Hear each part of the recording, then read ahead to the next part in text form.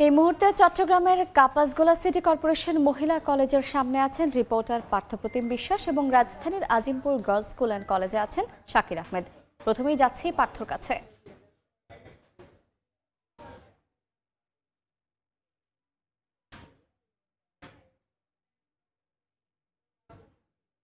পার্থ,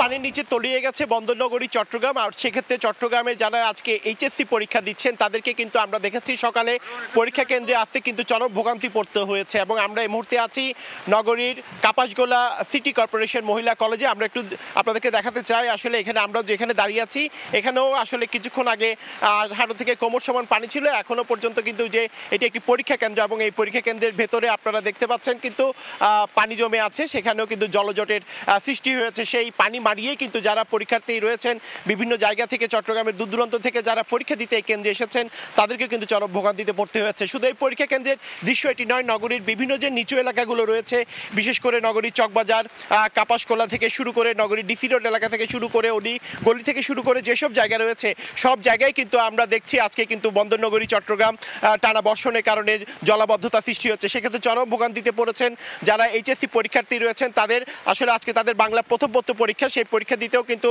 আজকে তাদের চরম ভোগান্তিতে পড়তে হয়েছে। তাদের যারা স্বজনরা রয়েছেন তাদেরকে আমরা দেখেছি চরম ভোগান্তিতে পড়ে তাদের ছেলে মেয়ে যারা রয়েছেন তাদেরকে কিন্তু এই পরীক্ষা কেন্দ্রে নিয়ে আসতে হয়েছে। এবং আমরা যে পরীক্ষা কেন্দ্রটিতে আছি এখানেও কিন্তু যে হাঁটু থেকে কোমর সমান পানি মারিয়ে তাদেরকে পরীক্ষা দিতে হয়েছে। অনেকটা কাক ভেজা হয়েই আসলে পরীক্ষায় অংশ নিয়েছে চট্টগ্রামের পরীক্ষার্থীরা।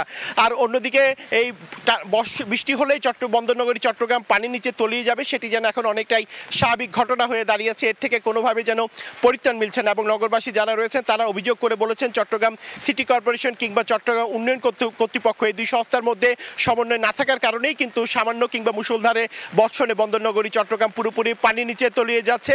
সেই পানির নিচে তলিয়ে যাওয়ার কারণেই আজকেও কিন্তু এইচএসসি পরীক্ষার্থীদেরকে যেমন চরম ভোগান্তিতে পড়তে হয়েছে তেমনি নগরবাসীও কিন্তু চরম ভোগান্তিতে পড়েছেন। তো এই ছিল আমার কাছে এখনো পর্যন্ত নগরীর কাপাসগোলা সিটি কর্পোরেশন মহিলা কলেজের সামনে থেকে এখানকার সর্বশেষ খবর।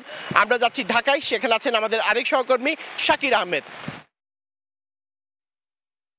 এখন আসলে সূর্যের দেখা মিললেও সকাল থেকেই কিন্তু প্রথমে গড়ি গড়ি বৃষ্টি, পরবর্তীতে প্রবল বৃষ্টির কারণে কিন্তু এইচএসসি পরীক্ষার্থী যারা আছেন তারা অনেকটাই ভিজে কিন্তু তারা কেন্দ্রে প্রবেশ করেছেন। আমরা দেখতে পেয়েছি সকাল থেকেই এই কেন্দ্রের সামনে পরীক্ষার্থীরা এবং তাদের অভিভাবকরা অবস্থান করছিলেন।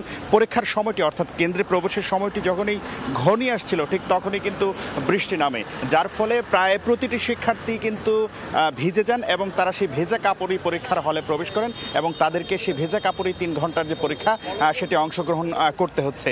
এবং অভিভাবক যারা আছেন তারা বলছেন যে এই জুন মাসে অর্থাৎ প্রবল বর্ষণের সম্ভাবনাময় যে জুন মাস সেই মাসে যেন পরীক্ষাটি না নেওয়া হয়, পাশাপাশি তাদেরকে যেন আরেকটু সময় দিয়ে পরীক্ষা গ্রহণ করা হয় সেই ব্যাপারে তারা শিক্ষা মন্ত্রণালয় এবং সংশ্লিষ্ট কর্তৃপক্ষকে অনুরোধ করেছিলেন। কিন্তু তারপরেও সেই পরীক্ষাটি পেছানো হয়নি। এই বর্ষা মৌসুমেই নেয়ার কারণে আসলে শিক্ষার্থীরা এক ধরনের দুর্ভোগে পড়েছেন।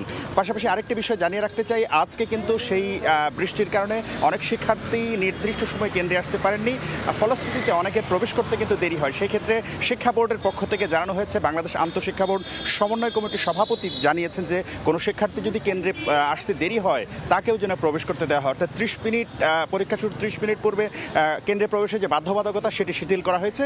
পাশাপাশি বলা হয়েছে প্রাকৃতিক সমস্যার কারণে যদি কোনো কেন্দ্রে পরীক্ষা শুরু করতে দেরি হয় সেই ক্ষেত্রে শিক্ষার্থীদের জন্য যেন পূর্ণ সময় অর্থাৎ 3 ঘন্টা যেন তারা পরিপূর্ণভাবে পান সেই বিষয়টি যেন নিশ্চিত করা হয়, সমন্বয় করা হয় সেই নির্দেশনাটিও দেওয়া হয়েছে। এবং আমরা প্রশ্ন করেছিলাম যে এই বর্ষা মৌসুমে পরীক্ষা নিয়ে আন্তঃশিক্ষা বোর্ড সমন্বয় কমিটির সভাপতি বলেছেন যে আগামী বছর থেকে এই বর্ষা মৌসুমে না নিয়ে এপ্রিলেই যেন পরীক্ষাটি নেওয়া যায় সেই ব্যাপারে তারা আসলে চিন্তা ভাবনা করছেন। পাশাপাশি সিলেট বোর্ডের যে পরীক্ষাগুলো স্থগিত হয়েছে তারা বলছেন যে 11 আগস্টের পর থেকে সিলেট বোর্ডের যে স্থগিত হওয়া পরীক্ষাটি অর্থাৎ 30 জুন থেকে 8 আগস্ট পর্যন্ত যে পরীক্ষাগুলো হওয়ার কথা ছিল, 8 জুলাই পর্যন্ত যে পরীক্ষাগুলো হওয়ার কথা ছিল সেই জায়গাগুলোতে সেই পরীক্ষাগুলো কিন্তু 11 আগস্টের পর শুরু হবে এমনটি কিন্তু শিক্ষা বোর্ডের পক্ষ থেকে জানানো হয়েছে।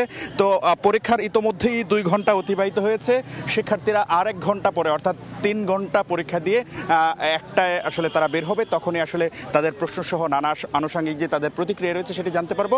এছাড়া আমার কাছে রাজধানীর Azimpur government girls school and college থেকে এইচএসসি পরীক্ষার সর্বশেষ। এইচএসসি ও সমমান পরীক্ষার সবশেষ খবর জানাচ্ছিলেন সহকর্মীবৃন্দ।